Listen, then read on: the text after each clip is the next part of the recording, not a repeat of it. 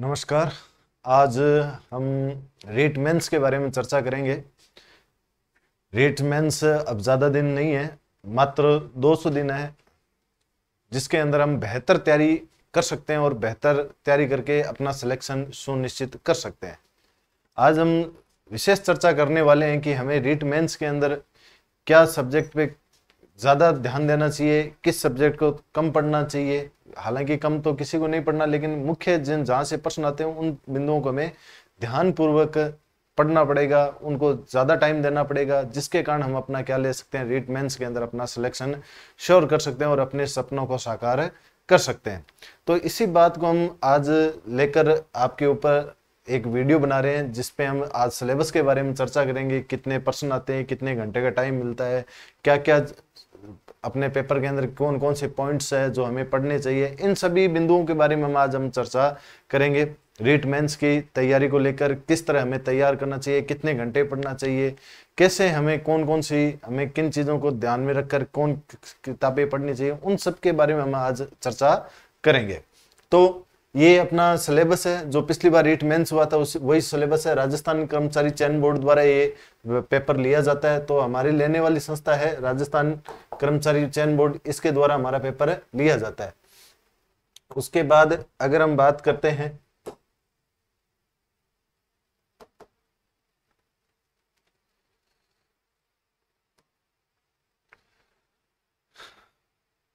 तो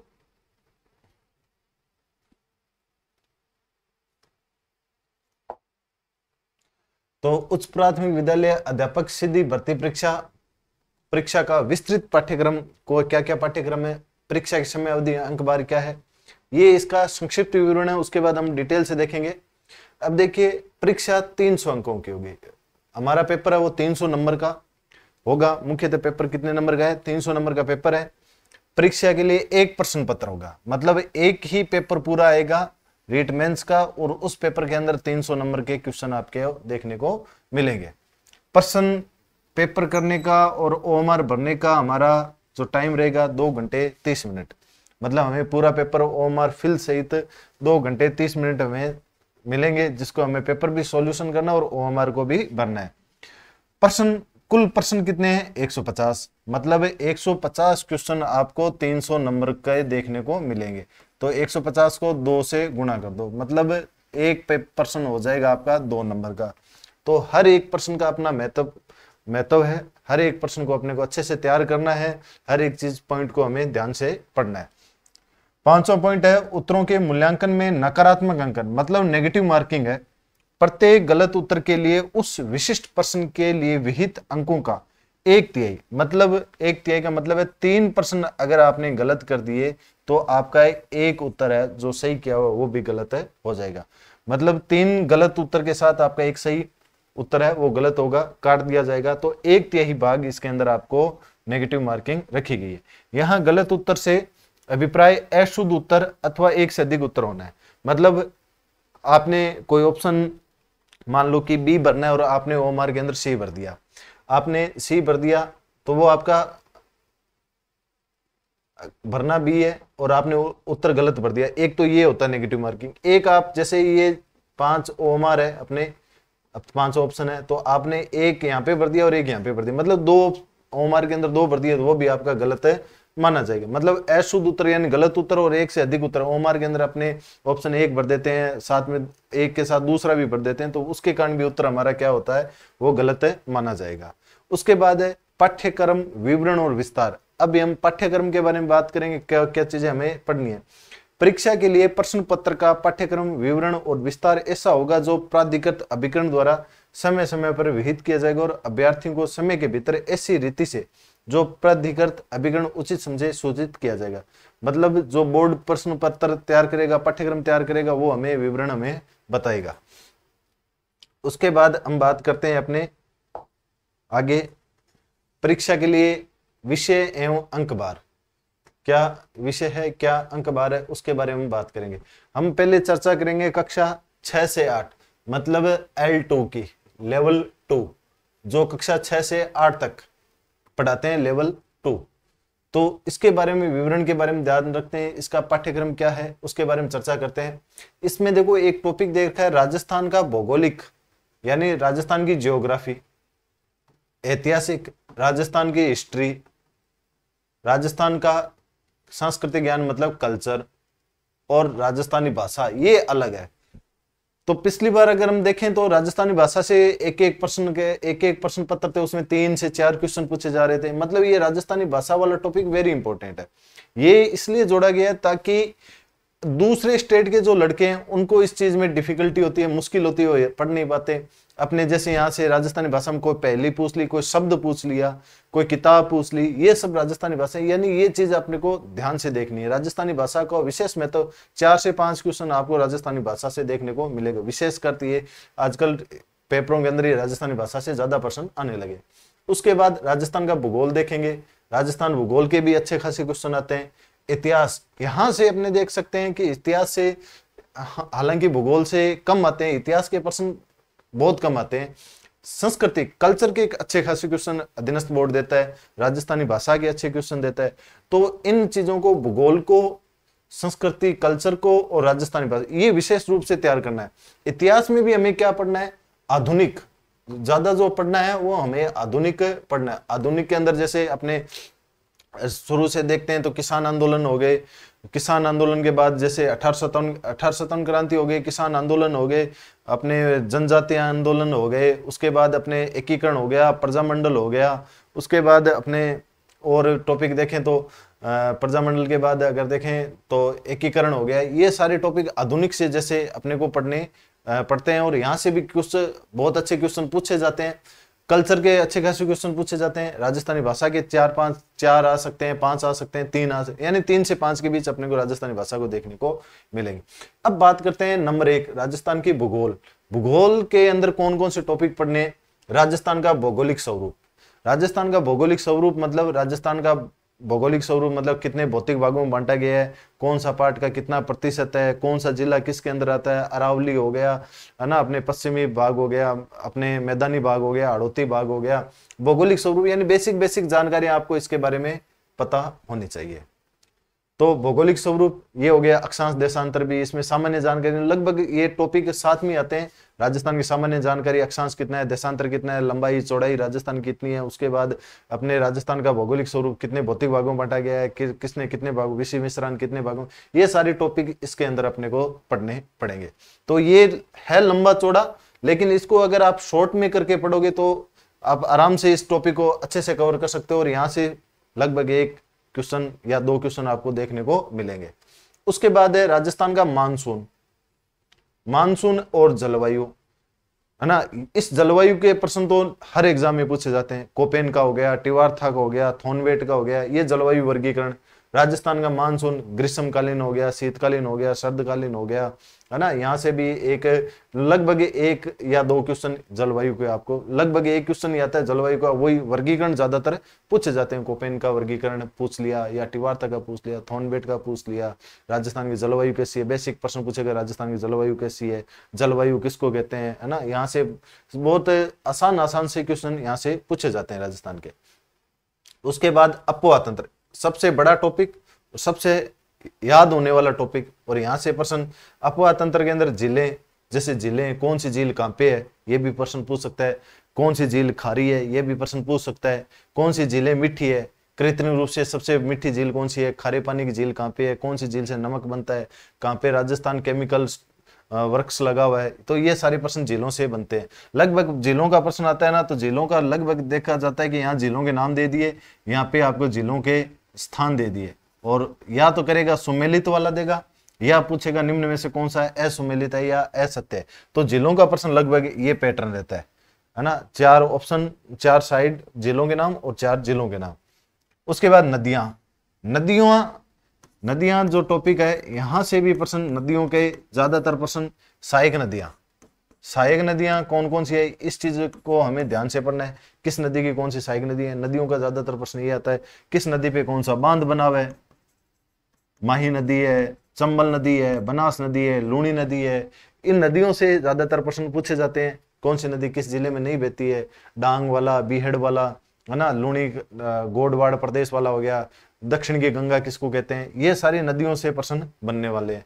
कहाँ से किसका उद्गम होता है, कहाँ पे जाके विसर्जन करती है, कि कौन सी नदी किस कहाँ पे बंगाली खाड़ी में जाती है, अरब सागर में जाती है, ये नदियां हमें यहाँ से नदियों के टॉपिक से पढ़ना है। बांध, नदियों के साथ ही बांध कर सकते हैं।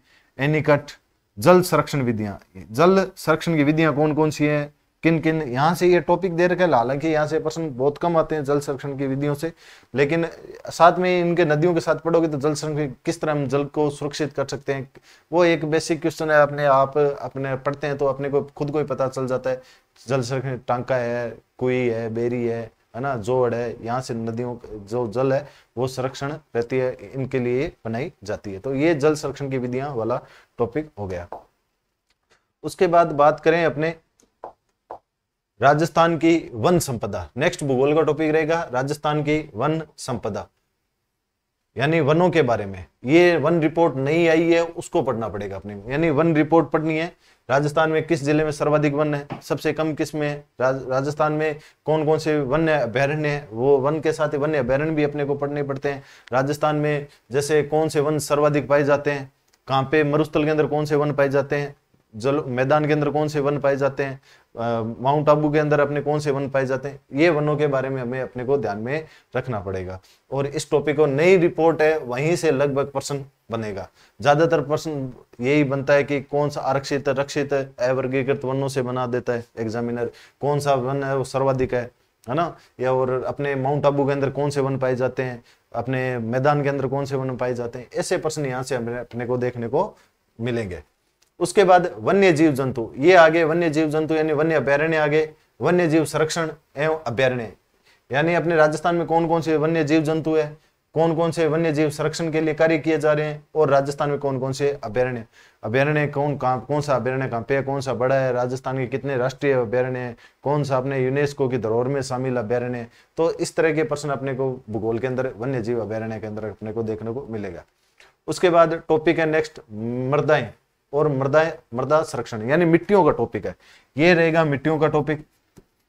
मिट्टियों से अच्छे प्रश्न बनते हैं, मिट्टियों का प्रश्न बनता है, जैसे वैज्ञानिक नाम पूछ लेते हैं मिट्टियों का, कौन कौन से वैज्ञानिक नाम है, शुष्क मिट्टी का क्या नाम है, जलोढ़ मिट्टी का क्या नाम है, मिट्टियों का हो गया। उसके बाद आपको मृदा संरक्षण यानी मिट्टी के संरक्षण के लिए क्या उपाय किया जाए, अगर मिट्टी कटाव या अपने इसमें जैसे सोरा है वो आ जाए तो क्या चीज किस चीज से इसका उपाय किया जा सकता है। मिट्टी अगर नमकीन हो गई है किसके कारण मिट्टी नमकीन होती है, और मिट्टी राजस्थान में सर्वाधिक मिट्टी, जैसे अभी एक प्रश्न पूछा था, एक एग्जाम था अपने ये जेल परेरी का भी जो एग्जाम हुआ था उसमें पूछा था मिट्टी का प्रश्न कि राजस्थान में सर्वाधिक मिट्टी कौन सी पाई जाती है, तो राजस्थान में सर्वाधिक मिट्टी कौन सी है, मरुस्थलीय मिट्टी है। कौन सी मिट्टी है, मरुस्थलीय मिट्टी है। ये प्रश्न यहाँ से मिट्टी का पूछा था। एग्जाम वही बोर्ड लेने वाली है, प्रश्न वही घूम फिर के आते हैं, और यही प्रश्न यहाँ से बेसिक हमें जानकारी अगर पता है तो हम आराम से पेपर को निकाल सकते हैं। ज्यादा गहराई में जाते हैं तो क्या हम बेसिक चीजें छोड़ देते हैं, जिसके कारण फिर जो बेसिक क्वेश्चन आते हैं वो हम नहीं कर पाते। तो अपने को बेसिक चीजें बहुत अच्छे से तैयार करनी है। उसके बाद राजस्थान की प्रमुख फसलें, कृषि के अंदर बात करें राजस्थान की प्रमुख फसलें कौन कौन सी है, किस क्षेत्र में कौन सी फसलें बोई जाती है ना, सरसों चना ये गेहूं, ये अपने को ध्यान में फसलों का ध्यान में रखना पड़ेगा। दालें है ना, ये चीजें अपने फसलों से अपने को कौन सी रबी की फसल है, कौन सी खरीफ की फसल है ना, ये चीजें अपने को देखने को मिलेगी। उसके बाद जनसंख्या ये टॉपिक है, ये आप अपने को पूरा एकदम अच्छे से तैयार करना। ये टॉपिक दे रखा है, उन चीजों को ध्यान रखना। राजस्थान की जनसंख्या, कितनी जनसंख्या राजस्थान की, जैसे 6,86,484,37 यानी 6,86,00,000 राजस्थान जनसंख्या है। जनसंख्या घनत्व कितना राजस्थान का 200। राजस्थान की साक्षरता कितनी है 66.11। राजस्थान का लिंगानुपात कितना है 928। ये चीजें अपने को देखने की पड़ेगी। तो जनसंख्या के अंदर सर्वाधिक जनसंख्या वाले जिले कौन से हैं, सबसे कम जनसंख्या वाले जिले कौन से हैं, राजस्थान का जनसंख्या घनत्व किस जिलों का है, जैसे जयपुर भरतपुर का 500 से ऊपर है।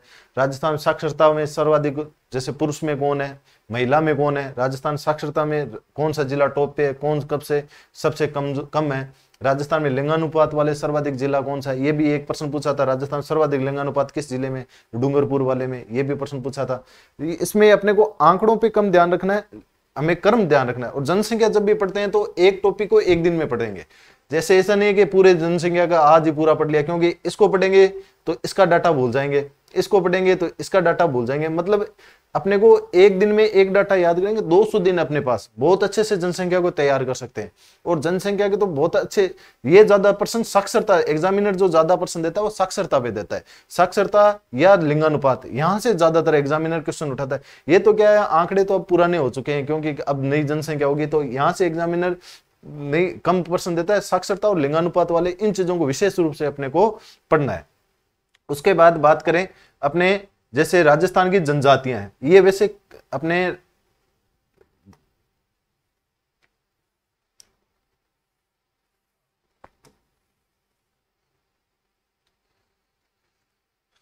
जैसे राजस्थान की जनजातियां ये भूगोल का दे रखा है, लेकिन भूगोल में लगता नहीं है। ये टॉपिक अपने एक तरीके से कला संस्कृति का टॉपिक बोल सकते हैं। राजस्थान की जनजातियां कौन कौन सी राजस्थान की जनजातियां, जैसे भील है, ग्रासिया है, डामोर है, मीणा है, इनके कौन कौन सी, इनकी माताएं किन की ये पूजा अर्चना करते हैं, क्या काम करते हैं, इनका क्षेत्र कौन सा है, कहाँ पे कौन सी जनजाति रहती है। यहाँ से जैसे अभी प्रश्न पूछा था, डामोर जाति का निवास स्थान कहाँ पे है, डूंगरपुर के सिलीवाड़ा, ये प्रश्न, ऐसे प्रश्न यहाँ से जनजातियों के प्रश्न आते हैं। सर्वाधिक कौन सी जनजाति है, सब पहले नंबर पे कौन सी है, दूसरे नंबर पे कौन सी है, या किस जाति की कौन सी किस माता, ये से कौन कौन सी जाति है जो बंदर का मांस खाती है, कौन सा मोर का मांस खाती है, ये जनजातियों से प्रश्न पूछते हैं। या कौन सी जो ऐसी जनजाति जो पुरुष और महिलाओं के साथ दोनों आभूषण पहनते हैं, दोनों शराब पीते हैं, तो जनजातियों का ये टॉपिक अपने को भूगोल के अंदर देखने पड़ेगा। उसके बाद टॉपिक आता है खनिज का। खनिज में धातु व अधातु खनिज, यहाँ से भी एक क्वेश्चन निश्चित आपको 1 से 2 क्वेश्चन देखने को मिलेंगे। कौन कौन से धातु खनिज है, कौन कौन से अधातु खनिज है। धातु खनिज जैसे सोना है, चांदी है ना, लोहा है, सोना चांदी लोहा तांबा, है ना, ये हो गए। अधातु जैसे पत्थर है, संगमरमर है ना, ये चीजें, जिप्सम है, ये अधात्विक हो गए। ये अब एग्जामिनर प्रश्न ऐसे नहीं देगा कौन सा धात्विक है, निम्न में से कौन सा धातु है, कौन सा धातु है। यहां से प्रश्न पूछेगा धातु का, जैसे लोहे का, लोहे की खाने कहाँ कहाँ लोहा पाया जाता है ना, और इधर आपको दे देगा लोहे दे देगा, इधर स्थान दे देगा। अब बताओ ये स्थान कहाँ पे है, या कहेगा मिलान करो, या कौन सा असुमेलित है, या ऐसे दे देगा, यहाँ लोहा दे देगा, सोना दे देगा, चांदी दे देगा, एक आपको जिप्सम दे देगा, फिर इधर 4 स्थान दे देंगे, कहेंगे इनको मिलान करो, या कहेंगे निम्न में से कौन सा असंगत है। तो धात्विक और अधात्विक खनिज कौन सा, जैसे आपको सिक्कर के अंदर कौन सा पाया जाता है, कैल्साइट पायराइट्स पाया जाता है ना। ये प्रश्न आपको यहाँ से धातु और अधात्विक खनिज को देखने को, मतलब बेसिक चीजें अपने को पढ़नी है। ऐसा नहीं है कि हम बहुत ज्यादा डीपली पढ़ रहे हैं। और पढ़ने का एक तरीका ये भी है कि आप कोई भी एक टीचर को चुन सकते हो, कोई भी एक बुक को चुन सकते हो, कोई भी एक जहां से आपको लगे कि मैं यहां से कर सकता हूं, उस चीज को आप पढ़िए और बार बार पढ़िए, प्रश्न निकालिए, पुराने प्रश्न भी आप निकाल सकते हो। तो इन चीजों से आपको क्या मिलेगा, आत्मविश्वास, कॉन्फिडेंस आएगा कि हम, हाँ मेरे को अच्छा याद हो रहा है, मेरे को प्रश्न निकल रहे हैं, तो मतलब आपका पढ़ा हुआ आपका एकदम सही चल रहा है। उसके बाद और टॉपिक है राजस्थान के ऊर्जा संसाधन, ऊर्जा वाला टॉपिक आ गया। परंपरागत एवं गैर परंपरागत ऊर्जा, कौन कौन सी परंपरागत ऊर्जाएं चल रही है, कौन कौन सी गैर परंपरागत ऊर्जाएं चल रही है, कहाँ पे कौन से थर्मल लगे हुए हैं, सबसे कहाँ पे कितने किलोवाट का थर्मल कहाँ पे है।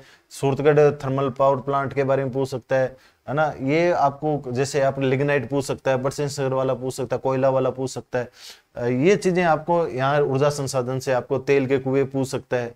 ये चीजें आपको यहाँ से देखनी पड़ेगी। उसके बाद राजस्थान के पर्यटन स्थल, ये पर्यटन स्थल लगभग अपने वही है जो अपने इतिहास के अंदर पढ़ते हैं, जैसे दुर्ग है, महल है, बावड़ियां हैं। तो पर्यटन जहां से अपने प्रमुख जो राजस्थान के पर्यटन स्थल है वहां से आपको देखने को मिलेगा। उसके बाद राजस्थान के यातायात के साधन, ये आ गया सड़क परिवहन से। आपसे सड़क परिवहन, सबसे लंबा एनएच कौन सा है, सबसे कम कौन सा है, किस सड़क की लंबाई कितनी है। या जैसे पिछली बार रीट मेंस का एक प्रश्न पूछा था, एक मेरे को पूरा प्रश्न तो याद नहीं है, एक हाईवे पूछा था और किस से नहीं निकलता वो ऐसा था, उसमें ऑप्शन जैसलमेर था। तो ऐसे प्रश्न यहाँ से परिवहन के आपको देखने को मिलेंगे। आपसे यहाँ से वायु परिवहन के बारे में पूछ सकता है कि आपसे पूछ लेगा नाल हवाई अड्डा कहाँ पे है, सांगानायर कहाँ पे है ना। ये आपको यातायात के साधन से पूछ सकता है। और जो अपने रोडवेज बसें चलती है, RSRTC की स्थापना कब हुई, ऐसा भी प्रश्न आपको यातायात के साधन से पूछ सकता है। तो इन भूगोल के लिए आप कोई भी एक ऑथेंटिक बुक भी ला सकते हो, हरिमोहन सक्सेना की जैसे बुक आती है, या कोई आप एक अच्छी सी जो आपको लगे गाइड भी ला सकते हो। बाकी ये चीजें अगर आपको एक गाइड की बजाय अगर एनसीईआरटी के अंदर आपको ये मैटर मिलता है तो आप यहाँ से एनसीईआरटी के अंदर से भी आप ये चीजें पढ़ सकते हो। तो इन भूगोल से अच्छे खासे क्वेश्चन आपको देखने को मिलेंगे, और भूगोल को अपने को बहुत अच्छे से पढ़ना पड़ेगा, तब जाके भूगोल के। और भूगोल ऐसा सब्जेक्ट है जिसमें अगर आपने पढ़ रखा है ना तो गलत होने के चांस बहुत कम रहते हैं, क्योंकि भूगोल के अंदर ऐसा है कि अगर पढ़ लिया ना तो फिर प्रश्न आएगा तो ऑप्शन देखते ही अपने कर सकते हैं। इसका क्या है, डाटा सीमित है, भूगोल सीमित है। जीके क्या है, जैसे इतिहास कला संस्कृति, ये तो ऐसा सीमित है, कहीं से भी कोई भी प्रश्न उठा के दे सकता है, तब हम उलझ जाते हैं। लेकिन भूगोल का क्या फैक्ट चीजें हैं वो अपने को याद रखनी पड़ेगी। भूगोल के जैसे 20 प्रश्न आते हैं या मान लो 18 क्वेश्चन आते हैं, तो भूगोल के अंदर अपने को लगभग 15 से 18 प्रश्न आए तो 15 से 16 क्वेश्चन अपने आराम से सही कर सकते हैं। 20 क्वेश्चन आए तो 17 से 18 क्वेश्चन अपने को आराम से सही कर सकते हैं। मुख्य बात क्या है कि हमें मेंस के अंदर सबसे जो बढ़िया और आपको आगे ले जाने वाली जो रणनीति है, मैं ये मानता हूं कि आप नेगेटिव मार्किंग मत रखिए। आपको अगर जैसे 150 क्वेश्चन, मैं ये मानता हूं अगर आपको 105 या 110 क्वेश्चन भी आ रहे हैं ना तो आराम से 105-10 क्वेश्चन पे सिलेक्शन हो जाता है। हम ये देखते हैं कि लोग 110 कर रहे हैं, 120 कर रहे हैं, 25 कर रहे हैं, वो 15-20 गलत होते हैं, वो 100 से नीचे आ जाएंगे। तो मेरा ये मानना है कि अपने को जितना हो सके ना नेगेटिव मार्किंग से बचना है। नेगेटिव अगर 2-3 क्वेश्चन गलत, भाई 4-5 क्वेश्चन गलत हो तो कोई दिक्कत नहीं है, लेकिन ज्यादा जितना हम नेगेटिव करेंगे, हम जितने अटेम्प्ट करने की कोशिश करेंगे, उतना ही हमारा क्या होता जाएगा, फिर हम लॉस में आते जाएंगे। तो नेगेटिव मार्किंग से जितना हो सके उतना बचना है। उसके लिए हमें यही करना है, हमें ज्यादा से ज्यादा प्रैक्टिस करनी है, हमें ज्यादा से ज्यादा हमें प्रश्न निकालने हैं, जो प्रश्न नहीं आता तो उसे छोड़ने की कोशिश करनी है। ये आदत हमें अभी से डालनी पड़ेगी, तब जाके हमारा जो रीट मेंस है वो हम निकाल सकते हैं। अब नेक्स्ट अपने इतिहास एवं कला संस्कृति के बारे में देखते हैं। इतिहास एवं कला संस्कृति के बारे में, इतिहास के अंदर राजस्थान की प्राचीन सभ्यताएं हैं। अब सभ्यताओं में इन्होंने दे रखा है प्रमुखता है कालीबंगा, एक पढ़नी है आहड़, एक पढ़नी है गणेश्वर, एक पढ़नी है बालाथल और एक पढ़नी है बेराट इत्यादि। 1 2 3 4 5 ये 5 सभ्यताएं हैं। 5 सभ्यताओं में से कालीबंगा, आहड़, गणेश, यानी जो प्रमुखता जो सेकंड ग्रेड के अंदर एग्जाम में चलती है आरपीसी के द्वारा, वही सभ्यता है। इन सभ्यताओं के अंदर पढ़ने का तरीका ये होता है कि आप सभ्यताओं को उसका स्थान ध्यान रखिए, खोजकर्ता, उत्खननकर्ता और साक्ष्य, ये प्रमुखता यहाँ से प्रश्न, साक्ष्यों का ज्यादातर प्रश्न पूछा जाता है। जो थोड़े लेवल कम होता है, जैसे 4th ग्रेड हो गया या कोई बीएसटीसी पीटीटी हो गया या कोई सीईटी हो गया, उसमें तो चलो पूछ लिया उत्खनन करता कौन था, खोज करता कौन था। लेकिन ये जो मेंस एग्जाम है, जैसे अच्छे लेवल के एग्जाम है, उसमें जैसे साक्ष्य पूछ लेंगे, है ना। इसमें आजकल प्रश्नों का ट्रेंड थोड़ा चेंज होने लगा है। इसमें एग्जामिनर आजकल 4 ऑप्शन देता है, 4 ऑप्शन दे देगा, 4 ऑप्शन देगा, उसमें मतलब पूरा डिटेल से पूछेगा कालीबंगा सभ्यता की खोज 1952 में अमलानंद घोष ने। वो मतलब माइनर मिस्टेक, आपको इतनी बारीक मिस्टेक देगा, अगर आपने अच्छे से पढ़ रखी है तब हम सभ्यता से कर सकते हैं। और सभ्यताओं का 101% क्वेश्चन आएगा। तो ये 4-5 सभ्यताएं अपने को पढ़नी है, कालीबंगा, आहड़, गणेश, बहुत छोटी छोटी सभ्यताएं अपने, अगर आपने पढ़ रखी है ना तो एक दिन में इन 5 सभ्यताओं का हम रिविजन आराम से कर सकते हैं। तो ये चीजें भी अपने को पढ़नी है। बेराट सभ्यता, जैसे अभी सेकंड ग्रेड के अंदर एक क्वेश्चन पूछा था बेराट का, किच्चक का महल। अब ये प्रश्न आया ना तो ये लगभग जिसने मान लो कि एवरेज पढ़ रखा है, जिसको थोड़ा बहुत महाभारत के बारे में जानकारी है, तो वो पढ़ सकता है किच्चक, क्योंकि बेराट में किच्चक महाभारत पांडव रहे थे। और जो अब कईयों ने टप्पे मारे, तुक्के मारे, तो उनका वो -33 भी लेके बैठ गया। कईयों ने कालीबंगा भी कर दिया, कईयों ने शायद ये अपने ये गणेश्वर करके आए थे, है ना। तो ये अपने को जो प्रश्न एग्जैक्ट आता है उसकी तरफ ध्यान देना। ऐसा प्रश्न अगर आपने पढ़ रखा है, आपको आता है तो आप कर लो, नहीं आता ना और आपने नहीं पढ़ रखा कोई भी किताब में, तो ऐसा मान लेना किसी को नहीं आता। तो ये अपने हो गए सभ्यताएं। तो सभ्यताओं को अच्छे से आप, और सभ्यताओं के लिए मैं आपको बताता हूँ, जैसे 10वीं की किताब आती है वहां से पढ़ सकते हो, सभ्यता की अच्छी किताब है। और सभ्यताओं से क्वेश्चन अगर आप पढ़ने, तो एक अपने हिंदी साहित्य ग्रंथ अकादमिक बुक आती है हुकुमचंद जैन की, उस किताब से भी आप इन सभ्यताओं को अच्छे से पढ़ सकते हो। बाकी ये सभ्यताएं हम करवा भी रहे हैं, तो इन चीजों को आपको पढ़ना है। उसके बाद है नेक्स्ट टॉपिक, राजस्थान की महत्वपूर्ण ऐतिहासिक घटनाएं, मतलब राजस्थान का पूरा इतिहास, मेवाड़ का, मारवाड़ का, बीकानेर का, जयपुर का, है ना, यहाँ जो प्रमुख राजवंश कौन कौन थे, उनकी प्रशासनिक व राज व्यवस्था, किस तरह वो अपना शासन चलाते थे। तो ये पूरे, यानी इन्होंने एक ही पॉइंट के अंदर पूरा राजस्थान का इतिहास दे दिया। सबसे पहले आप मेवाड़ का इतिहास पढ़ सकते हो, मेवाड़ के बाद चौहानों का पढ़ सकते हो, चौहानों के बाद गुर्जर प्रतिहार पढ़ सकते हो, उसके बाद बीकानेर का पढ़ सकते हो। मुख्यतः अपने जैसे मेवाड़ का हो गया, मारवाड़ का हो गया, बीकानेर का हो गया, गुर्जर प्रतिहार हो गए, अजमेर का हो गया, और उसके बाद एक अपने कछवा वंश हो गया जयपुर का। ये 6-7 राजवंश है, प्रमुख प्रमुख राजा। यह ये थोड़ा थोड़ा क्या बहुत ज्यादा लेंथी सिलेबस टॉपिक है ये, तो इसमें अगर आप थोड़ा थोड़ा मतलब पढ़ते जाएंगे, मतलब इसकी तरफ इतना ध्यान, प्रमुख प्रमुख चीजें जैसे कुंभा हो गया, सांगा हो गया, प्रताप हो गया, मेवाड़ से इन राजाओं को निकाल लो, राज सिंह हो गया, जोधपुर से जैसे जोधा हो गया, है ना, उसके बाद मालदेव हो गया, मालदेव के बाद एक चंद्रसेन हो गया, बीकानेर से जैसे गंगा सिंह हो गए, गंगा सिंह के बाद राय सिंह हो गए। तो ये प्रमुख प्रमुख राजा हैं, इनको अपने को अच्छे से अगर पढ़ लेंगे तो यहाँ से अपना प्रश्न सही हो सकता है। उसके बाद राजस्थान की स्थापत्य कला, ये कल्चर का टॉपिक है, जिसमें आपको किले, दुर्ग पढ़ने पड़ेंगे, कौन कौन से दुर्ग कहाँ पे है, किस दुर्ग के अंदर कौन सा दरवाजा है, कौन से महल किस दुर्ग के अंदर है, स्मारक किसका स्मारक कहाँ बना हुआ है, बावड़ियां कौन सी बावड़ियां कहाँ पे है, हवेलियां सालिम सिंह की हवेली है, पटुओं की हवेली है, रामपुरिया हवेली है, तो यहाँ से भी प्रश्न आते हैं, चोपड़ा की हवेली है। तो ये अपने को ये भी अच्छा, यहाँ से भी प्रश्न बनेंगे, किले का भी पूछ सकते हैं, स्मारक पूछ सकते हैं, बावड़ी हवेलियां। तो हवेलियां ज्यादातर एग्जाम में, पिछली बार भी हवेलियों का दिया था, एसएसटी का हवेली का जो एग्जाम था उसमें हवेली का प्रश्न दिया था, किले भी दे सकता है, तो किलों को भी हमें पढ़ना पड़ेगा। उसके बाद राजस्थान के मेले, राजस्थान का मेला कब कब कौन कौन से मेले भरे जाते हैं, है ना, त्योहार कौन कौन से त्योहार बनाए जाते हैं, गुड़ला त्योहार हो गया, है ना, जैसे अपने ये हो गया गणगौर का त्योहार हो गया, और अपने कार्तिक पूर्णिमा हो गए, जैसे चैत बैसाख जेठ आषाढ़ सावन भादवा, जितने भी महीनों में अपने हिंदी 9 महीनों में त्योहार लगते हैं, उन त्योहारों के बारे में तिथियां पूछी जाती है, कौन सा त्योहार, कौन सा, बड़ी तीज, छोटी तीज, है ना, सातुड़ी तीज, कजली तीज, ये सारे अपने त्योहारों के अंदर यहाँ से क्वेश्चन आपको देखने को मिलेंगे।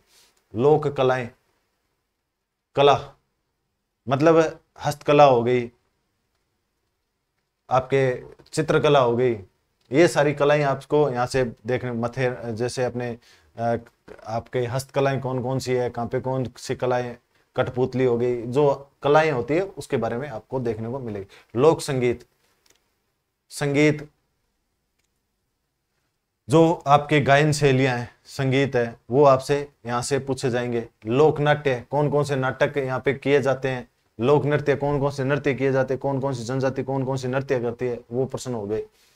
उसके बाद राजस्थान की सांस्कृतिक परंपरा एवं विरासत, तो यहाँ से ये परंपरा विरासत शायद ये इसी से जुड़ा हुआ टॉपिक है, तो यहाँ से ये कोई अलग टॉपिक नहीं है, ये इसी का टॉपिक है जो हमें यहाँ से पढ़ने को मिल जाएगा। राजस्थान के धार्मिक आंदोलन, कौन कौन से आंदोलन हुए, कौन कौन संत महात्माओं ने कौन कौन से आंदोलन चलाए, उनके बारे में, प्रमुख संत कौन कौन से हुए, कौन कौन से लोक देवता हुए, 5 पीर हो गए, तेजाजी हो, उसके बाद तेजाजी हो गए, है ना, ये राजस्थान के प्रमुख जो देवता है उसके बारे में पूछ सकते हैं। राजस्थान के प्रमुख संत है, यहाँ से आपको प्रश्न देखने को मिलेगा। धार्मिक आंदोलन, ये संतों से जुड़े हुए जो धार्मिक आंदोलन थे, जैसे रामदेव जी का हो गया, मल्लीनाथ जी का हो गया, ये हो गए आपके। राजस्थान के प्रमुख महत्वपूर्ण ऐतिहासिक स्थल, तो ऐतिहासिक स्थलों में ये किले, स्मारक, बावड़ियां, ये ऐतिहासिक स्थल है, कौन सा स्थल कहाँ पे, ये आपसे पूछा जा सकता है। उसके बाद राजस्थान के प्रमुख व्यक्तित्व, यहाँ से पिछली बार भी प्रश्न आए थे और यहाँ से आजकल प्रश्न आने शुरू हो गए। राजस्थान के प्रमुख व्यक्तित्व, जैसे अपने बात करें तो केसरी सिंह बारठ है ना, प्रताप सिंह बारठ थे, जोरावर सिंह बारठ थे, है ना, ये इनके बारे में, अपने व्यक्तित्व के बारे में हो सकता है। एक आप जमनालाल बजाज के बारे में पूछ सकता है, गोकुल भाई भट्ट के बारे में। राजस्थान के जो प्रमुख, जिन्होंने राजस्थान में अपना प्रमुख योगदान दिया, उसके बारे में आपको देखने को पढ़ना पड़ेगा। राजस्थान के वस्त्र, कौन कौन से पुरुष वस्त्र पहनते हैं, महिलाएं कौन कौन से वस्त्र पहनती है, आभूषण, कौन सा आभूषण, यहाँ से आभूषण प्रश्न पक्का आता है। और आभूषण का प्रश्न, कौन सा आभूषण का नाम दे देंगे, पूछेंगे कहाँ पहना जाता है, या आभूषण का नाम दे देंगे और पूछेंगे कहाँ ये, जैसे आपको दे देंगे गले में निम्न में से कौन सा गले में नहीं पहना जाता, इस तरह के प्रश्न आपको आभूषण में देखने को मिलेंगे। राजस्थान की चित्रकला, ये पेंटिंग, राजस्थान की चित्रकला और हस्तशिल्प यानी कला के अंदर ही आ गई। ये ऊपर कला दे रखी है ना राजस्थान की, जो आपने देखा था लोक कला, तो ये चित्रकला के अंदर ये सेम ही टॉपिक है, चित्रकला एवं हस्तशिल्प। हाथ से जो कौन कौन सी गोटा है, जैसे आपके पिछली बार प्रश्न पूछा था गोटा कहाँ का प्रसिद्ध है ना, तो ये प्रश्न आपको पूछ सकते हैं। चित्रकला मेवाड़ चित्रकला है, मारवाड़ चित्रकला है, आपके ये चित्रकलाओं से बीकानेर की चित्रकला है, ये प्रश्न आपसे पूछ सकता है। उस्ता कला कहाँ की प्रसिद्ध है, ये सारे प्रश्न आपको चित्रकला से देखने को मिलेंगे। आगे बात करते हैं राजस्थान की 1857 की क्रांति में राजस्थान का योगदान, मतलब जो 1857 की क्रांति हुई थी वो राजस्थान ने कौन सा योगदान, कैसा योगदान दिया, क्या राजस्थान के राजाओं की छवि थी अंग्रेजों के लिए। राजस्थान में 1857 क्रांति कहां से शुरुआत हुई थी, किसने शुरुआत की थी, राजस्थान में कौन कहां पे पॉलिटिकल एजेंट था, कौन राजस्थान का एजीजी था, ये सारी चीजें आपको 1857 क्रांति से याद, कितनी छावनियां थी। राजस्थान में जनजाति जैसे भील आंदोलन है ना, एकी आंदोलन है, वो पढ़ना पड़ेगा। किसान आंदोलन जैसे बिजोलिया किसान आंदोलन है, शेखावटी किसान आंदोलन है, ये आंदोलन अपने को यहाँ से देखने को मिलेंगे। उसके बाद प्रजामंडल, राजस्थान में प्रजामंडल, जोधपुर जो प्रजामंडल है, जयपुर प्रजामंडल है, वो पढ़ने पड़ेंगे। राजस्थान का एकीकरण, तो इनके लिए मैं आपको एक सजेशन देना चाहता हूँ, राजस्थान का आधुनिक इतिहास पढ़ना है तो कक्षा 9, इसमें आपको सारे टॉपिक मिल जाएंगे, प्रजामंडल आंदोलन, जनजाति आंदोलन, ये सारे आपको कक्षा 9 की किताब, बहुत शानदार किताब है, वहां से आप इसको पढ़ सकते हो। और जो बाकी एक बार अगर आपको बेसिक जानकारी इतिहास के बारे में पढ़ना है तो कक्षा 10 की बुक, कौन सी कक्षा 10 की बुक आती है, उसको आप आराम से रिवीजन के रूप में पढ़ सकते हो, एक अच्छी पुस्तक के रूप में आप उसको पढ़ सकते हो। तो ये अपने राजस्थान का इतिहास एवं कला संस्कृति के बारे में बात हो गई।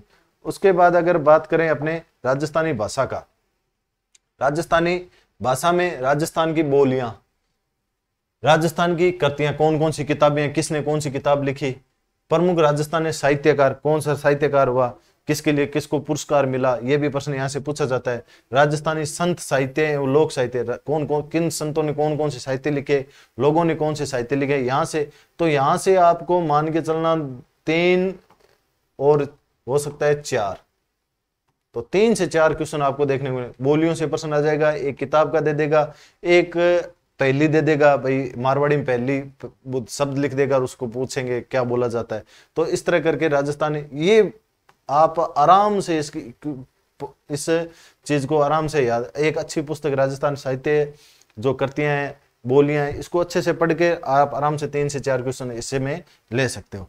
तो ये टोटल अपने देखो बात करते हैं, ये अपना राजस्थान का एक अपने को इसके अंदर देखने को हमने एक चीज क्लियर कर दी कि ये जो अपना था, ये अभी तक जितना देखा ये क्वेश्चन आएंगे टोटल यहां तक अभी तक 40, कितने क्वेश्चन है 40 इंटू 2 कर दोगे तो कितना हो जाएगा 80 नंबर का। तो 80 नंबर में राजस्थान के भूगोल, राजस्थान का इतिहास, राजस्थान की कला संस्कृति, इसमें से मान के चलना कि 20 क्वेश्चन भूगोल के, एक बड़ा सा आइडिया बता रहा हूं, 20 क्वेश्चन भूगोल के, हो सकता है 21 आ जाए, हो सकता है 22 आ जाए, हो सकता है 19, तो लगभग 20 से 22 के बीच ये भूगोल का रहता है। तो भूगोल का बहुत ज्यादा योगदान रहेगा, भूगोल अच्छे से पढ़ने अपने को। उसके बाद 10 से 12 क्वेश्चन आपके कला संस्कृति के, तो 20 और 12 एक बड़ा सा आइडिया बता रहा हूं 32, और 8 से 10 क्वेश्चन आपके रहेंगे इतिहास के, राजस्थान के इतिहास में से भी 5 से 6 क्वेश्चन आधुनिक इतिहास के मान के जो राजस्थान का अपना इतिहास है, जो राजवंश है, उसमें से मुश्किल से 2 या 3 क्वेश्चन आपको देखने को मिलेंगे, मुश्किल से 2 से 3, बाकी अपने आधुनिक इतिहास से ज्यादा देखने को मिलेंगे। तो ये 40 क्वेश्चन है 80 नंबरों का, ये बड़ा साइड है जिसमें भूगोल सबसे ज्यादा महत्वपूर्ण अपना रोल अदा करने वाली है। भूगोल को अच्छे से पढ़ना है आपको, भूगोल के अंदर बिल्कुल कंफ्यूजन नहीं होना है कि हम क्या पढ़े, नए जिले चेंज हो गए, कुछ तो बालक ऐसे रहते हैं, कुछ स्टूडेंट ऐसे कि नए जिले चेंज हो गए, अब कैसे पढ़े, क्या होगा, क्या, अरे जिले चेंज होने से कुछ नहीं हुआ, वही चीजें हैं, वही है, अपने दिमाग में फालतू प्रेशर लेते हैं जिसके कारण हम दिन भर खराब, अपना पूरा समय है वो खराब कर देते हैं। ऐसा नहीं करना है। भूगोल में आपको जो पढ़ रहे हो ना उन चीजों को बार बार पढ़ना है। और अभी भी हम इतने एग्जाम देख रहे हैं उसमें कभी कोई नया जिले से कोई प्रश्न नहीं पूछ रहा, वही चीजें भूगोल से चली आ रही है, तो इस चीज का आपको बिल्कुल प्रेशर नहीं लेना है कि नई भूगोल पुरानी भूगोल, आपको अच्छे से भूगोल को पढ़ना है। बस इतना ध्यान रखना कि हमें भूगोल पढ़ना है।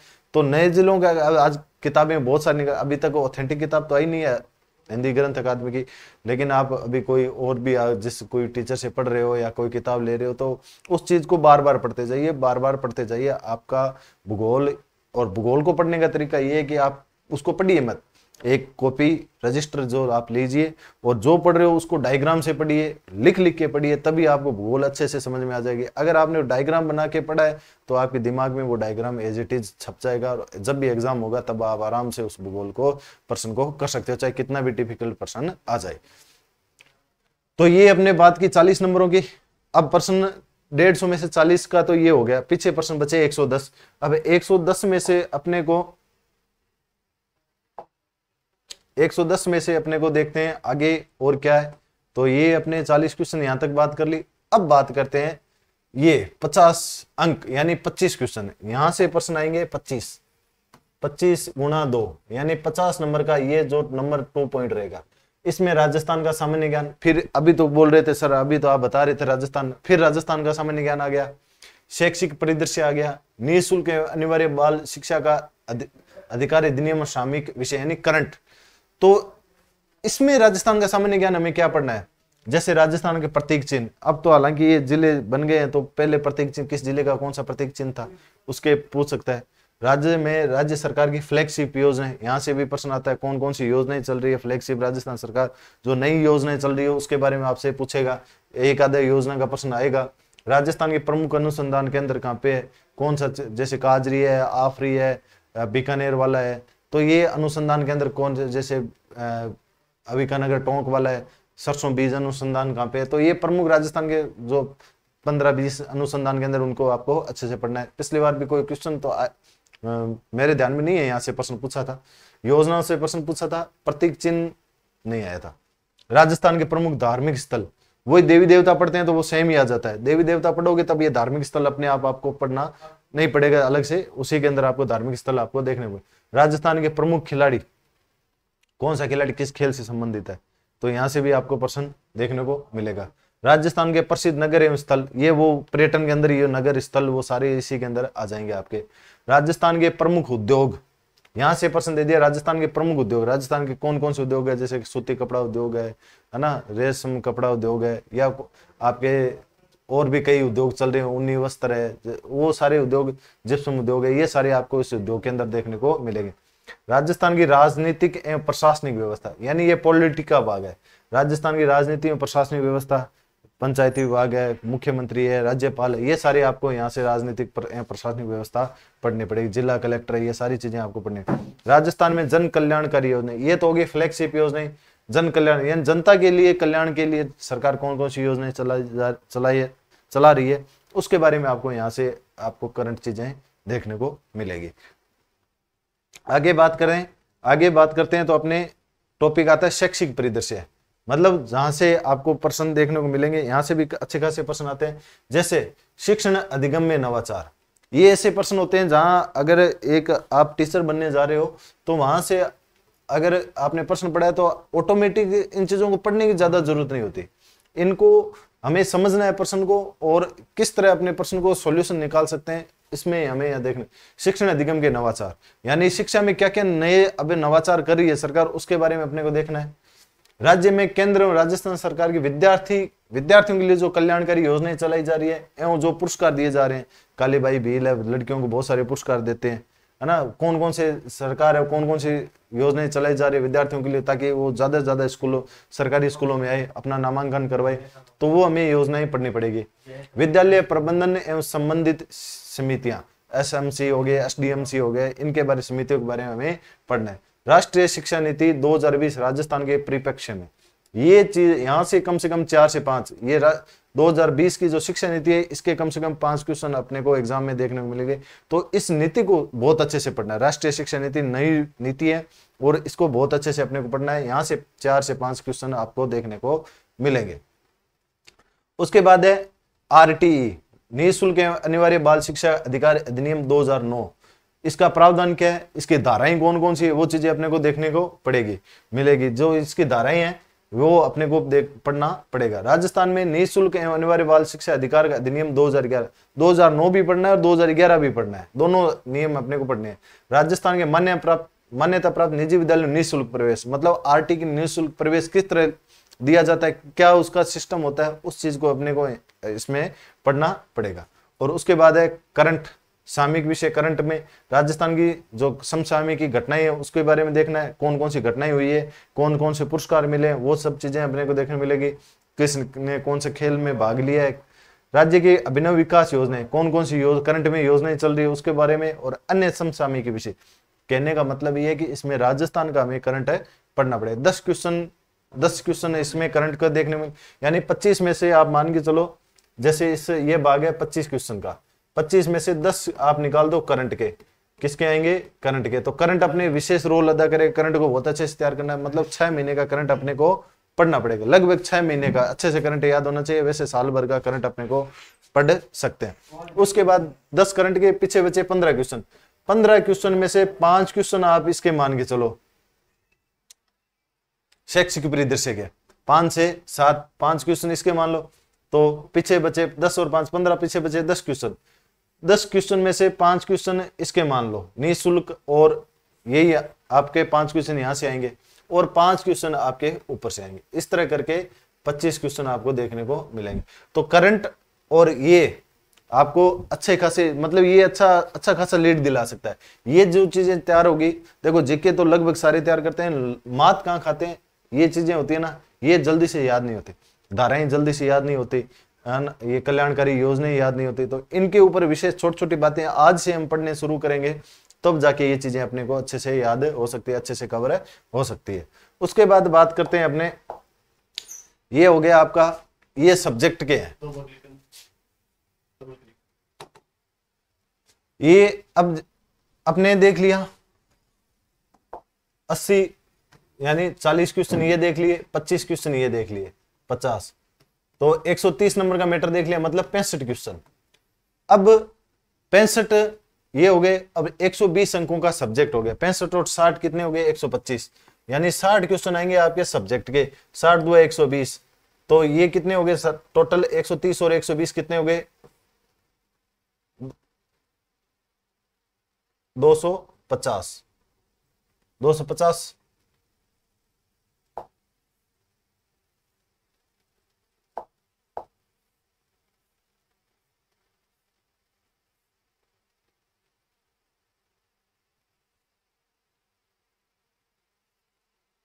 चालीस और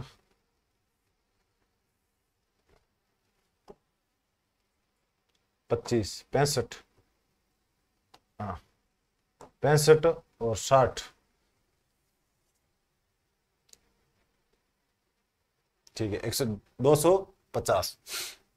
उसके बाद अपने देखते हैं सब्जेक्ट का, हिंदी, संबंधित विद्यालय विषय का ज्ञान, मतलब आप जिस सब्जेक्ट में टीचर बनने जा रहे हो उसका आपको कितना ज्ञान हो, उसके बारे में एग्जामिनर आपको 60 क्वेश्चन पूछेगा। पिछली बार हिंदी का तो पेपर बहुत ज्यादा इजी आ गया था, जिसके कारण हिंदी की मेरिट काफी अच्छी ऊपर गई थी। तो हिंदी में आपको अगर पढ़ना है तो हिंदी वर्णमाला का ज्ञान होना चाहिए, शब्द विचार जिसमें संज्ञा सर्वनाम विशेषण क्रिया और अवयव आपको होना चाहिए, पढ़ा होना चाहिए। विकारी शब्द हो गए जैसे लिंग, वचन, काल, कारक, वाच्य, विकारी शब्दों का रूपांतरण, तो ये चीज विकारी शब्द के अंदर आपको पढ़ना है। शब्द के प्रकार, उत्पत्ति के आधार पे कितने प्रकार के होते हैं, रचना के आधार पे कितने प्रकार के होते हैं, अर्थ के आधार पे कितने प्रकार के होते हैं, एकार्थी शब्द, अनेकार्थी शब्द, विलोम शब्द, पर्यायवाची शब्द, वाक्यांश के लिए एक शब्द, युग्म शब्द इत्यादि। कहने का मतलब है कि व्याकरण बहुत अच्छी आपको आनी चाहिए। और व्याकरण अगर आपको आती है तो पिछली बार तो बहुत सरल पेपर था, इस बार पता नहीं कैसा देगा, लेकिन व्याकरण पे अच्छी पकड़। और व्याकरण के लिए 9वीं से जो 12वीं की किताब चलती है उसको आप अच्छे से पढ़ सकते हो। उसके बाद आपको व्याकरण के अंदर संधि से प्रश्न आता है। संधि का क्वेश्चन निश्चित आएगा, एक समास का आएगा, एक उपसर्ग और एक प्रत्यय का। तो यहां से 1 2 3 4 क्वेश्चन इस एक टॉपिक से आपको देखने को मिलेगा। उसके बाद शब्द शुद्धि का एक क्वेश्चन, वाक्य शुद्धि का एक प्रश्न, ये पिछली बार भी एक क्वेश्चन यहाँ से दिए हुए हैं। उसके बाद वाक्य विचार, वाक्य के अंग कितने होते हैं, वाक्य के प्रकार कितने होते हैं, वाक्य का रूपांतरण, यहाँ से भी पिछली बार एक 2 क्वेश्चन आए थे वाक्य से। विराम चिन्ह, यहाँ से एक प्रश्न आया था, विराम चिन्ह का भी एक क्वेश्चन पिछली बार भी दिया था। मुहावरे और लोकोक्ति, यहाँ से भी एक क्वेश्चन आया था। शब्द शक्ति, इसका भी एक प्रश्न आया था। अपठित गद्यांश के भाव, यानी वो जो गद्यांश है उसमें क्या भाव है, वो एग्जामिनर आपसे पूछेगा। व्याकरण से संबंधित उस गद्यांश से आपको व्याकरण के भी प्रश्न पूछ ले, पिछली बार भी प्रश्न आए थे, 5 प्रश्न आए थे। फिर अपठित पद्यांश, एक देगा पद के भाव एवं व्याकरण से संबंधित प्रश्न, यानी उसका भाव और आपसे पूछ लेगा वहां से कौन कौन से इसमें शब्द है, उसका ऑपोजिट पूछ सकता है, विलोम शब्द पूछ सकता है, उसका पर्यायवाची पूछ सकता है, कैसे भी व्याकरण से संबंधित वो उसमें संधि पूछ सकता है, वो एक आपको संबंधित प्रश्न दे देगा। और परिभाषिक शब्दावली, यानी शब्दों का जो आपके शब्दावली है, किस तरह की शब्दावली इसमें यूज की गई है, वो भी आपसे यहाँ से एक प्रश्न देगा। तो ये हो गया आपका हिंदी का। उसके बाद इंग्लिश में पार्ट ऑफ स्पीच हो गए, टेंस हो गए, वॉइस हो गए, narration, transformation, conditional sentence, idioms, proverbs, phrasal verbs, one word, casual analysis, subject verb agreement, synonyms and antonyms and एक्यूनेंशन विद लिटरेरी टर्म्स हो गया, मॉडल ऑक्सिलरी हो गया, प्रीपोजिशन हो गया, अनसीन पैसेज हो गया, और अनसीन पैसेज पोइट्री का हो गया, और बेसिक नॉलेज वो सेम हिंदी वाला ही इंग्लिश के अंदर है, तो इंग्लिश वाले इसको अच्छे से तैयार कर सकते हैं। उसके बाद संस्कृत में, ये संस्कृत का सिलेबस है जिसमें संज्ञा है ना, इति, संज्ञा, संहिता, स्वर्णम, उदात्त है, अनुदात्त है, सवरित, उच्चारण, स्थानानी, ये सारे आपको इसमें व्याकरण वाले टॉपिक जो हिंदी वाले हैं सेम इसके अंदर आपको देखने को मिलेंगे। ये सिंधी का है, पंजाबी, उर्दू, गणित है ना। गणित और विज्ञान, जो साइंस से स्टूडेंट है उनके गणित और विज्ञान, जिसमें प्रीमेय और अप्रीमेय संख्या, पिछली बार 10वीं और 12वीं किताबों से खूब सारे प्रश्न मिले थे। वास्तविक संख्याएं, दशमलव प्रसार, वास्तविक संख्या वाले घातांक, नियम, वर्ग, वर्गमूल, घन, घनमूल, ये वो 10वीं वाले सेम वही चीजें हैं, उसको थोड़ा सा उसका लेवल थोड़ा टफ कर दिया जाता है, चीजें वही है। बहुपद के शून्य, शेषफल, प्रमेय, बहुपदों का गुणनखंड, बीजीय सर्व समीकाएं, बहुपदों के शून्यकों का ज्यामितीय अर्थ, विभाजन, एल्गोरिथम, द्विघात समीकरण, दो चरों वाले रैखिक समीकरण, प्रतिशत, लाभ हानि, सरल ब्याज, चक्रवृद्धि ब्याज, अनुपात, समानुपात, वृद्धि एवं ह्रास दर, रेखा एवं कोण। पिछली बार थोड़ा टफ आया था विज्ञान का पेपर। समतलीय आकृतियां, त्रिभुजों की समरूपता, ये सारी चीजें आपको देखने को मिलेगी। और कुछ विज्ञान के टॉपिक है जो आपके 10वीं वाले 12वीं में, परमाणु अणु हो गए, मोल संकल्पना हो गई, रासायनिक सूत्र हो गए, परमाणु संरचना हो गई, तत्व यौगिक मिश्रण, यानी जो टॉपिक आपको एनसीईआरटी मिलते हैं तो उसको एनसीईआरटी से अपने को तैयार करना है। बाकी अपने कोई अच्छी बुक, अच्छी गाइड या जहां से भी आपको मैटर मिलता है उस एक चीज को आप अच्छे से पढ़ोगे तब आपका सिलेक्शन हो जाएगा मेंस के अंदर। अब बात करते हैं जो सर्वाधिक स्टूडेंटों के पास सब्जेक्ट रहता है सामाजिक अध्ययन का। सामाजिक अध्ययन के अंदर बात करें एसएसटी के अंदर, प्राचीन भारत की सभ्यता एवं संस्कृति, यानी प्राचीन भारत की सभ्यताएं, जैसे सिंधु घाटी सभ्यता है, सिंधु घाटी सभ्यता पढ़नी पड़ेगी। सिंधु घाटी सभ्यता कौन कौन से स्थल है, हड़प्पा है, मोहनजोदड़ो है, धोलावीरा है, राखी गढ़ी है, ये सारे स्थल अपने को पढ़ने हैं। उसके बाद वैदिक संस्कृति है, वैदिक काल पढ़ना है।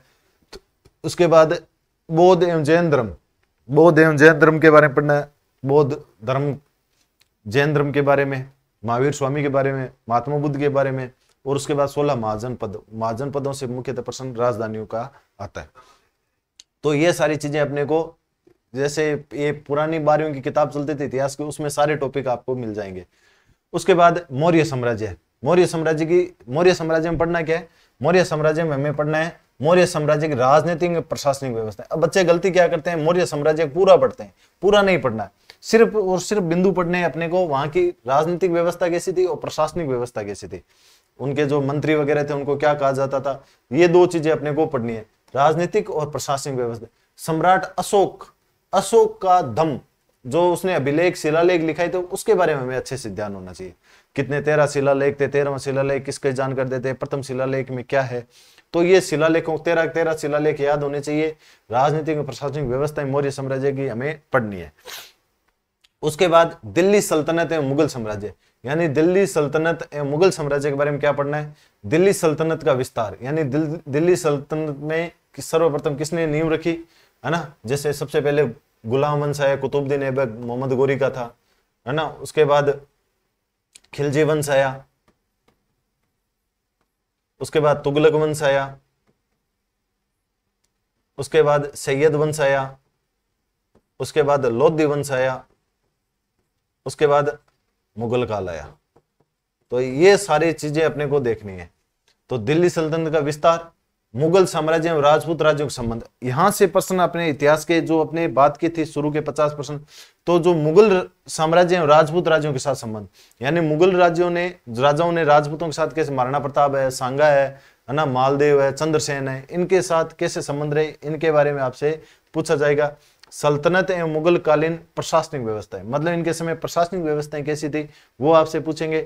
और स्पेशल टॉपिक है पृथ्वीराज चौहान, यहाँ से भी आपको 1% देखने में पृथ्वीराज चौहान पढ़ना है, पृथ्वीराज चौहान तृतीय के बारे में पढ़ना है, तराइन का युद्ध पढ़ना है, मोहम्मद गौरी के साथ कैसे युद्ध क्या संबंध थे, और उसके जो सबसे पहले जो उन्होंने पृथ्वीराज चौहान ने सबसे पहले किसको हराया, उसके बाद किसको हराया, है ना, ये चीजें आपको देखने को मिलती, संयोगिता विवाद वाला वो चीजें आपको अपने देखने को मिलेगी। उसके बाद भारतीय राष्ट्रीय आंदोलन, अब राष्ट्रीय आंदोलन दे दिया मतलब आपको सारा ही पढ़ना है, मतलब आप मान के चलो गांधी जी के आगमन से लेकर और 1947 तक राष्ट्रीय आंदोलन, ये टोटल अपने को यहाँ से देखने को पढ़ना पड़ेगा। पिछली बार तो हालांकि क्वेश्चन मुश्किल आया था यहाँ से भारतीय राष्ट्रीय आंदोलन का, लेकिन हमें पढ़ना है, तो हमें पढ़ना है तो ये आपको 12वीं की किताब में मिल जाएगा टॉपिक भारतीय राष्ट्रीय आंदोलन, वहां से अच्छे से तैयार कर सकते हो, बहुत अच्छा टॉपिक वहां दे रखा है। उसके बाद ये तो हो गया अपने इतिहास से संबंधित। अब बात करते हैं भारत के भूगोल से। तो भारत के भूगोल से पृथ्वी के बारे में, गतियां, पृथ्वी कितने अक्षांश पे झुकी हुई है, पृथ्वी गति, पृथ्वी कैसे घूर्णन करती है, चक्कर कैसे लगाती है, अक्षांश है देशांतर, कितने अक्षांश है, कितने देशांतर है, यहाँ से भी प्रश्न पूछा जाता है, अक्षांश और देशांतर, यहाँ से भी प्रश्न आपको देखने को मिलेगा। पिछली बार तो प्रश्न पूछा था दिन रात बनने के अक्षांश किसके लिए होते हैं, समय का गणना के लिए किसका उपयोग करते हैं, देशांतर का, स्थिति के लिए अक्षांश का प्रयोग, तो यहाँ से आपको पढ़ना पड़ेगा अक्षांश। उसके बाद वायुमंडल का ये 11वीं की किताब है एनसीईआरटी भूगोल जो अभी चल रही है, उसमें आपको मिल जाएगी वायुमंडल संगठन, संरचना, पौने, वायुमंडलीय संरचना, यानी वो पढ़ते हैं समता मंडल, ओजोन मंडल, उनके बारे में अपने को पढ़ना है। उसके बाद महासागर के अंदर अपने ज्वार बाटा, यहाँ से भी प्रश्न पिछली बार आया था। महासागरीय धाराएं कौन कौन सी धाराएं हैं, ठंडी है, कौन कौन सी गर्म है, जल थल वितरण को, जो अपना दक्षिणी महासागर, दक्षिणी जो गोलार्ध है उसमें कितना प्रतिशत जल है, उत्तरी गोलार्ध में कितना प्रतिशत जल है, यहाँ से जल थल वितरण के बारे में आपसे भी पूछा जाएगा। उसके बाद संसार की प्रमुख वनस्पति, यानी संसार की जो विश्व की प्रमुख वनस्पतियां, प्रमुख वन्य जीव है, उसके बारे में अपने को पढ़ना है, कौन कौन सी वनस्पति है, जैसे अपने ध्रुवीय क्षेत्र में कौन सी पाई जाती है, भूमध्य सागर पे कौन सी पाई जाती है, कर्क रेखा पे कौन सी पाई जाती है, इन सारी वनस्पतियों को हमें देखना है। राजस्थान की कृषि आधारित उद्योग, यानी कृषि आधारित उद्योग कौन कौन से, जैसे सूती वस्त्र है, ऊन है, ये सारे अपने को राजस्थान के कृषि आधारित उद्योग वहां पे भी पढ़ने, यहाँ पे भी दे दिया। उसके बाद विश्व की कृषि के प्रकार, कौन कौन कृषि के प्रकार, यानी जैसे जूमिंग कृषि है, लदान कृषि है ना, टांगिया कृषि है, ये सारी कृषि के प्रकार, ट्रक कृषि है। प्रमुख औद्योगिक प्रदेश कौन कौन से क्षेत्र इंग्लैंड के हैं, अमेरिका के हैं, है ना, जैसे मैनचेस्टर है, ये चीजें अपने को औद्योगिक प्रदेश अपने को विश्व के अंदर देखने को मिलेंगे और इन चीजों को पढ़ना है। उसके बाद ये तो हो गया भूगोल का, बहुत छोटा टॉपिक है, महीने भर में आप इन चीजों को कवर आराम से कर सकते हो। उसके बाद बात करें अपने पॉलिटिकल की, भारतीय संविधान का निर्माण, किस तरह संविधान का निर्माण हुआ, क्या क्या प्रक्रिया, कितने सत्र हुए, ये अभी एक कल ये आरपीएससी का पीआरओ का एग्जाम था उसमें पूछा था, उसमें ऑप्शन दे रखा 13 सत्र नहीं हुए थे, 11 सत्र हुए थे। तो वो चीजें अपने को ध्यान में रखनी है, बेसिक चीजें ध्यान रखनी है, संविधान का निर्माण। और उसके बाद बात करें अपने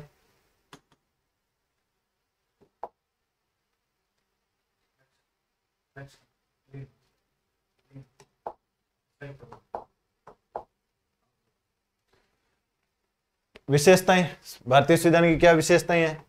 उसके बाद बात करें उद्देशिका, मूल अधिकार, प्रस्तावना हो गई, मूल अधिकार जो अपने 12 से 35 तक मूल अधिकार चलते हैं। नीति निर्देशक तत्व 36 से 51 तक, मूल करते हुए 51 क में, ये चीजें अपने को मूल करते हुए, आजकल मूल करते हुए प्रश्न भी देने लगे, सीरियल से याद करना पड़ेगा मूल करते हुए, एक क में 51 का है, ए में क्या है, बी में क्या है, सी में क्या है, इस तरह अपने 11 मूल कर्तव्य याद करने। नीति निर्देशक तत्वों को अच्छे से पढ़ना है। मूल अधिकार से भी अच्छे प्रश्न बन सकते हैं आपसे। शिक्षा का अधिकार पूछ सकता है आपसे, स्वतंत्र अधिकार पूछ सकता है, और संविधान निर्माण की प्रक्रिया किस तरह, ये बेसिक क्वेश्चन है। विशेषताएं क्या है, भारत का संविधान सबसे लंबा है, इसके लिए पहली बैठक कब हुई, ये सारी चीजें आपको संविधान में देखने को मिलेगी। उसके बाद सरकार का गठन, किस तरह सरकार का गठन किया जाता है, इसमें विधायिका, कार्यपालिका और न्यायपालिका, मतलब सरकार के पूरे तीनों अंग अपने को पढ़ने पड़ेंगे।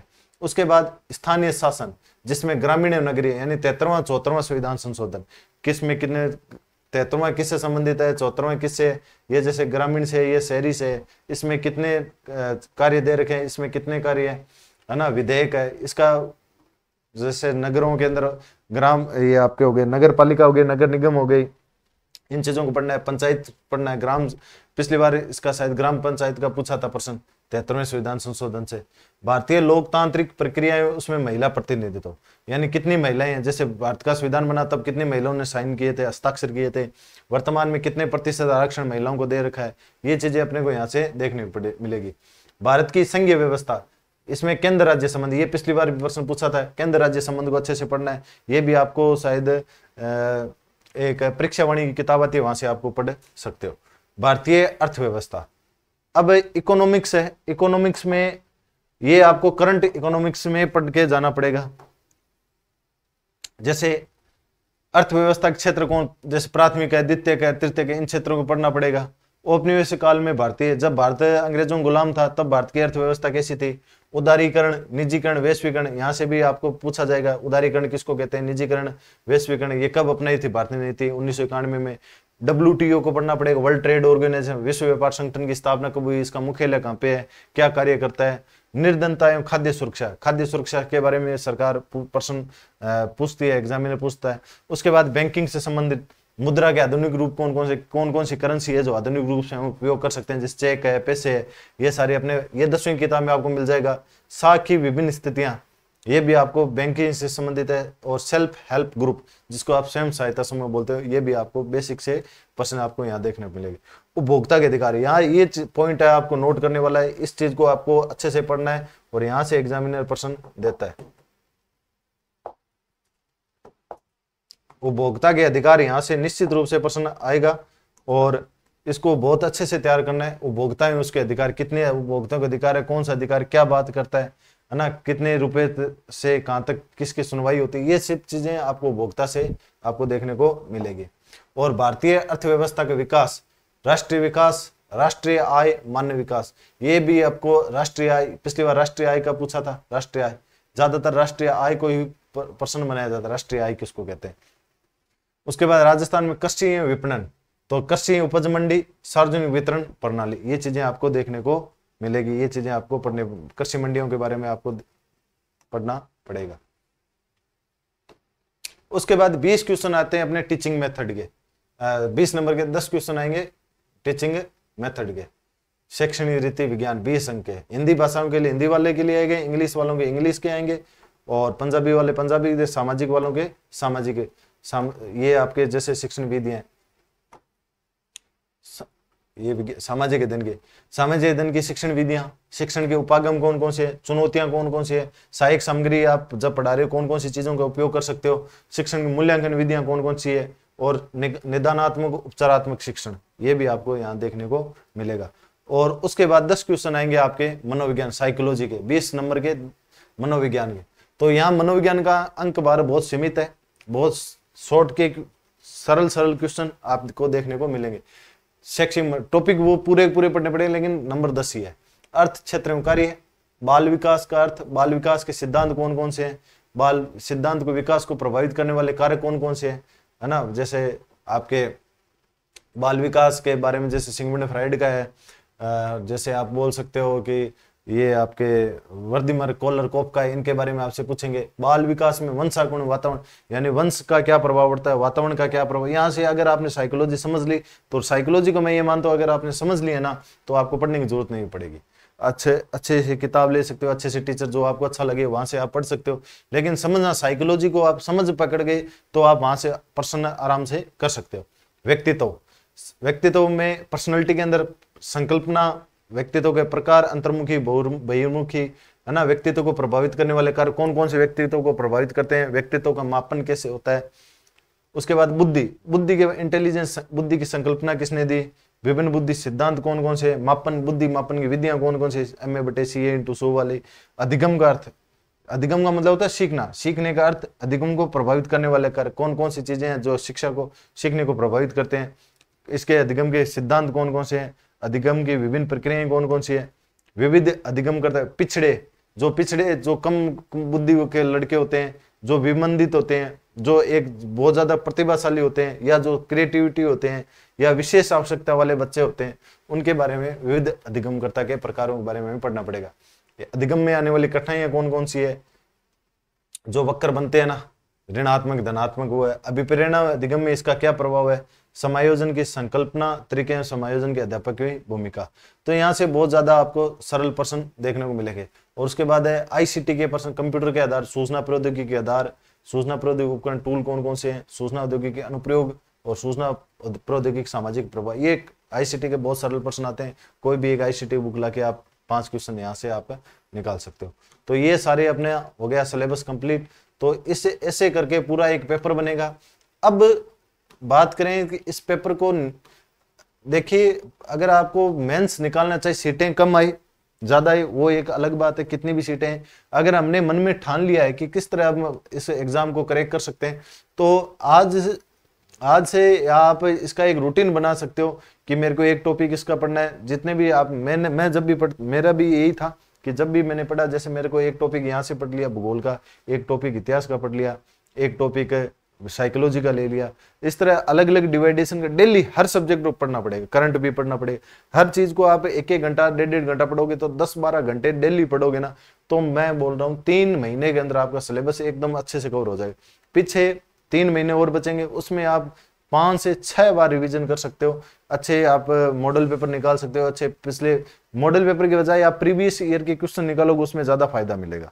उसमें एक तो प्रश्न अगर आपकी समझ बनी है तो आप वहां से प्रश्न होकर आराम से देख सकते हो किस तरह के प्रश्न बनते हैं, कैसे मैं इसको सॉल्व कर सकता हूँ, वो कर सकते हो। डेली के टेस्ट सीरीज, कोई भी टेस्ट सीरीज ज्वाइन कर सकते हो, कोई भी टेस्ट ले आपको जहाँ जिस टीचर के अच्छे लगते हो वहां से टेस्ट ले सकते हो।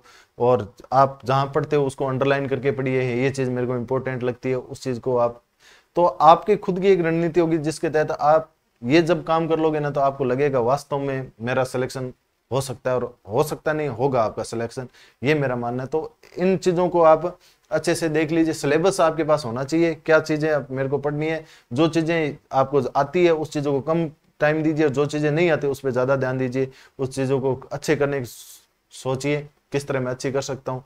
जिस चीज की आपको आवश्यकता है उस चीज की आप बुक लाके पढ़ सकते हो। और ज्यादातर मेरा ये माना, आप बुक से अच्छा कंटेंट पढ़िए और अच्छी चीजों के आप प्रश्न निकालिए। तो इसके बारे में बात की। और अभी हमारे पास लगभग मान के चलिए 200 से प्लस दिन है, 200 से 220 दिन के बीच हमारे पास बचे हैं। तो आप उनमें 220 दिनों में बहुत अच्छा, यानी लगभग आपके पास 6 से 7 महीने पड़े हैं, और 7 महीनों के अंदर सीट वही निकालेगा जो अभी से तैयारी करेगा। तो इसलिए अच्छी तैयारी के साथ आज ही जुट जाइए और अपनी सीट कंफर्म कीजिए। धन्यवाद।